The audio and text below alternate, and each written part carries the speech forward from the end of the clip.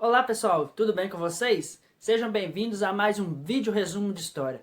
Eu sou o Tobias e no vídeo de hoje a gente vai estar falando um pouquinho a respeito do tema que todo apaixonado por história adora. É isso mesmo pessoal, estou falando de Primeira Guerra Mundial.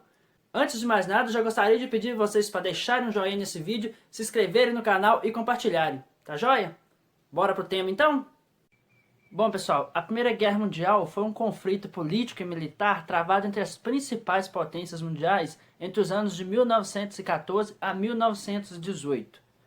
Aí você se pergunta, mas por que essas potências começaram esse conflito aí?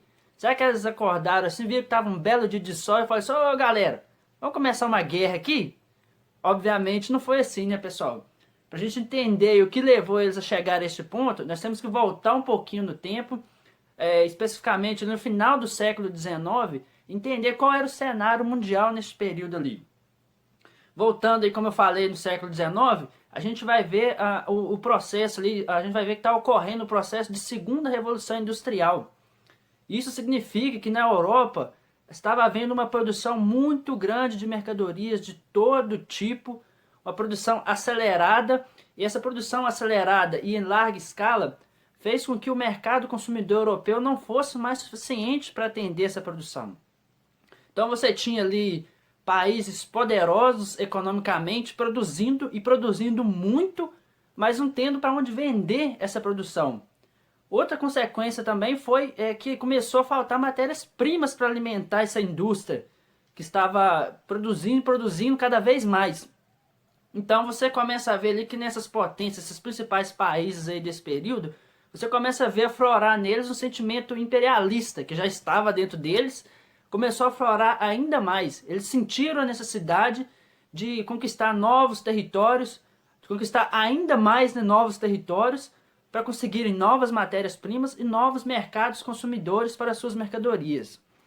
Esse sentimento imperialista aí começou a nutrir ainda mais rivalidades que já existiam entre os impérios europeus, entre essas potências europeias.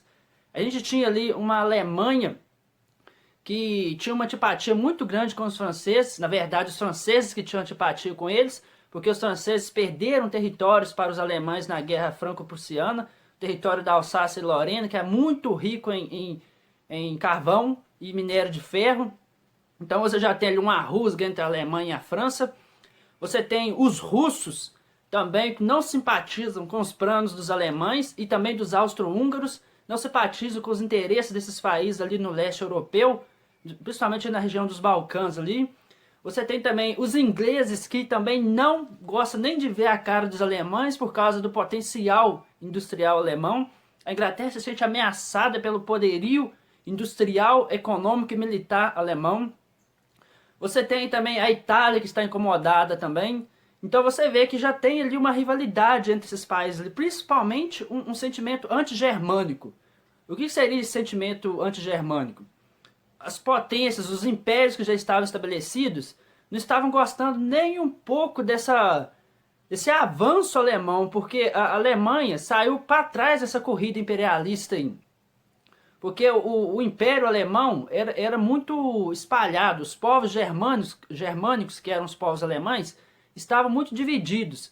Então, com a sua unificação, que foi concluída aí após o final da Guerra Franco-Prussiana, o Império Alemão chegou com tudo, com força total e querendo seu lugar ao sol de qualquer maneira. E essa chegada dos alemães aí, querendo seu lugar na mesa, incomodava muito todas as outras grandes potências já estabelecidas. Então você tem agora rivalidades que já existiam que passam a ser ainda mais alimentadas. Diante desse cenário de rivalidades acirradas ali na Europa, pessoal, a gente vai ter a realização da Conferência de Berlim, que foi aí idealizada pelo chanceler alemão Otto von Bismarck.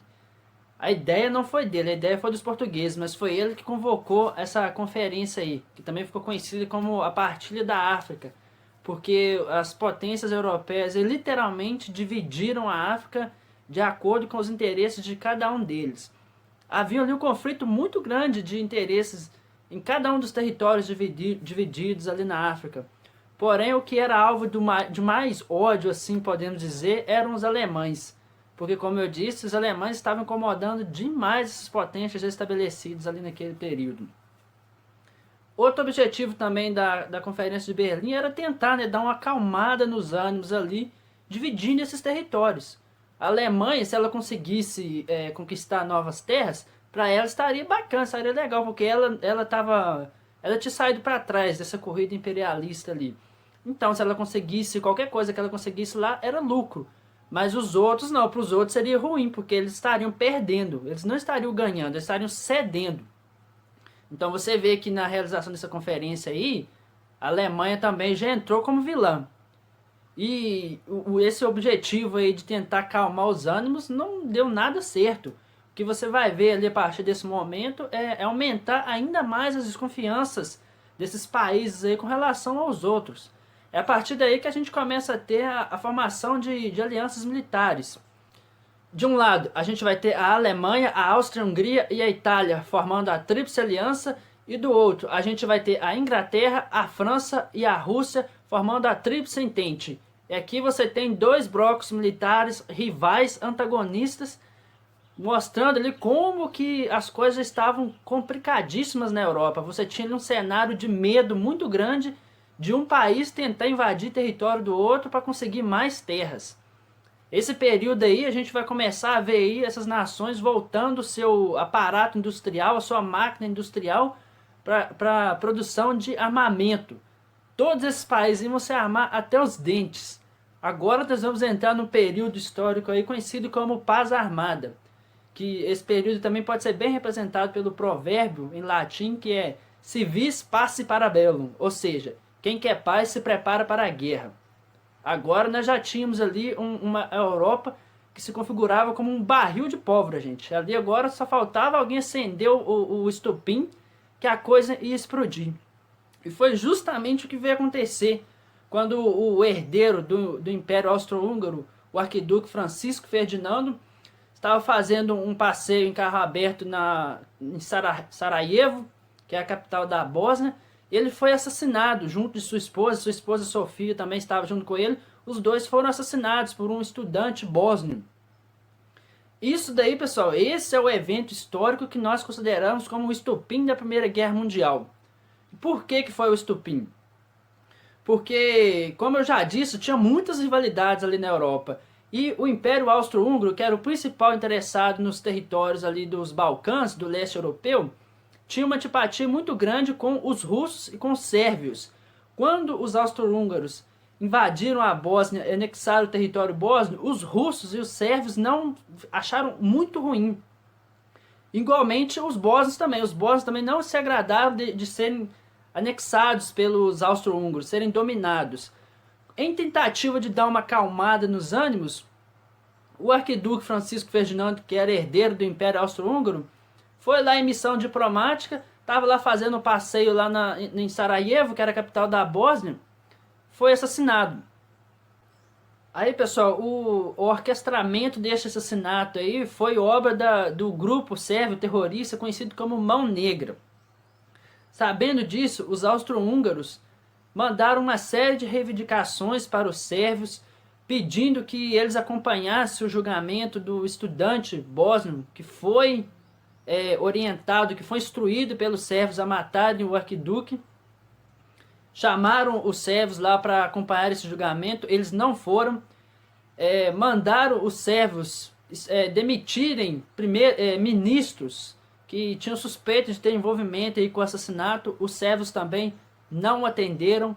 Então você viu aí que a situação ficou insustentável. Os sérvios não atenderam a nenhum dos pedidos dos austríacos, dos austro-húngaros. Isso aí foi a gota d'água. Aí os austro-húngaros declararam guerra à Sérvia. E como os russos já não gostavam dos austro-húngaros e tinham um pacto de defesa com os sérvios, os russos também declararam guerra à Áustria-Hungria. Foram defender a Sérvia e se envolveram no conflito. Agora aqui nós temos início de um efeito dominó, um efeito cascata que levou o restante das outras potências a adentrarem no conflito.